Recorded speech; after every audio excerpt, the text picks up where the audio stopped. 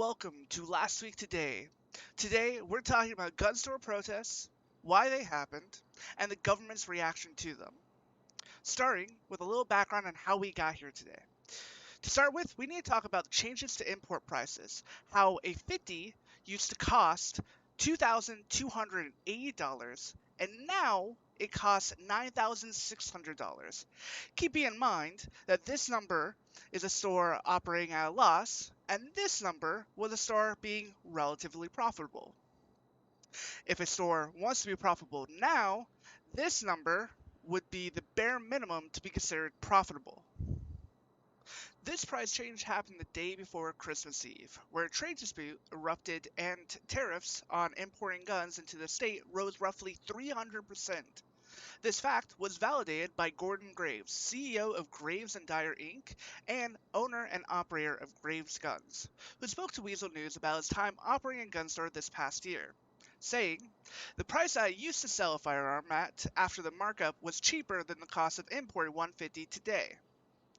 Now, you might think that this change was something that was carefully considered, and gun store owners were consulted about these changes, or even their financials were looked at to see how these changes would affect them. But they weren't. As the import price for firearms rose, so did the cost of firearms in stores. As a consequence of the price increase, the volume of sales in the illegal firearm market rose dramatically. People who could legally own a gun were deciding it was cheaper to buy an illegal gun and ammunition from a gun store. Now, after the fact, there were attempts from gun store owners and the public to get together and try to fix these issues. That's where the Chamber of Commerce steps in.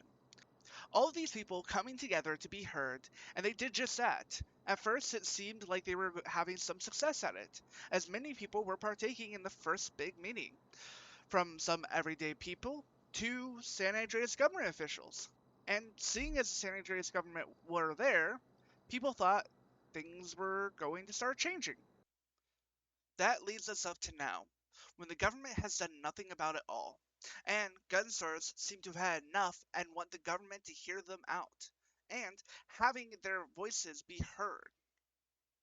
As such, they decided to go on strike, collectively closing their businesses to the public. And a Commissioner Louis Langley seemed to have taken notice to this, attempting to buy the gun stores from their owners to open them back up.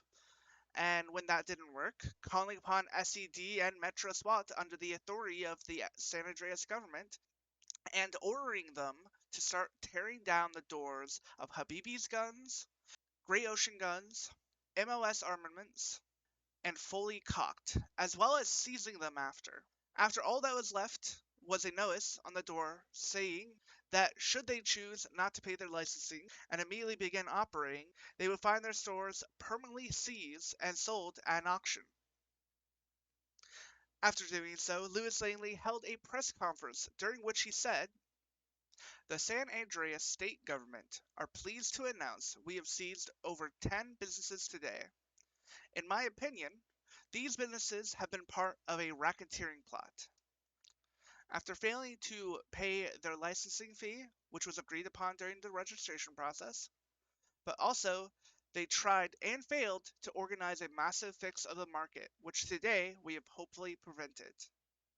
Also, I should note, soon before publishing of this story, Louis Langley, unwilling to do an interview with us, but instead stating that he would like to retract his statement suggesting that businesses have been part of a racketeering plot, saying that his sources were incorrect, and he no longer asserts such. Although, I will still note that he still claims these gun store owners are all a part of a quote-unquote mafia, which he states on his Life Invader. Now, at this point, raids have been done on these businesses and statements have been made. So now what?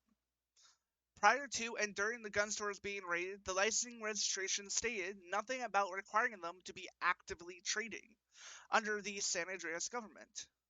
Well, soon after this statement, a change was made to their licensing regulations, adding in a new requirement for gun stores stating that gun store owners must hold a valid business license at all time and must be actively trained under the San Andreas government, which was then changed later on removing that new addition. And with all these changes happening, not one was announced or emailed to business owners. Leading to our last point, and I will make this very clear, this next part is my educated opinion on all of this. Through all the actions the government has taken, there have been officers and others who have said that some of these actions that have been taken by Louis Langley and the San Andreas government have been illegal. From everything that we've been told and all the facts that we have been presented here, seeing as the San Andreas government has taken them, they are in their very nature not illegal. Why, you might ask? The Board of Commissioners are the top of the food chain, meaning they hold complete and total authority as long as it's not in direct violation of the penal code. They can just say it's the will of the government and exert executive power. There is no means to object to any action they take other than just saying you object to it and hope you convince them.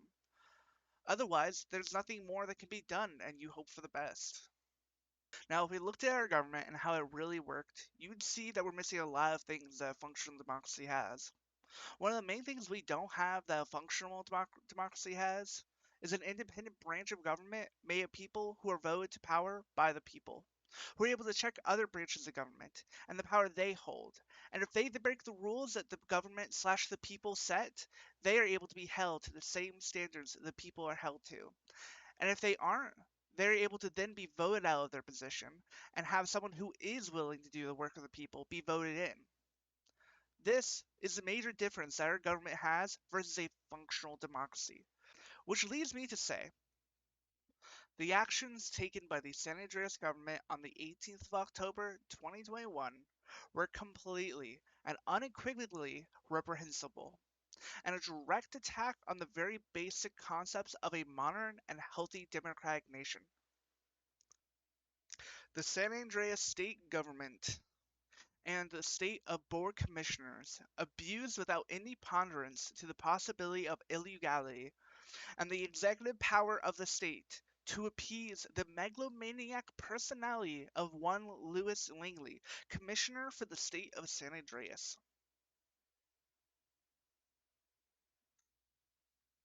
Now, before we go, I have to give a huge thanks to Emily Whitehorse, assistant editor to Weazel News, who has written a huge article for this same story. And I've worked with very tirelessly on this story with myself, and I would like to urge all of you to go get a newspaper and read up on this same story. She has gone through the process of writing in more detail everything I've said here and more.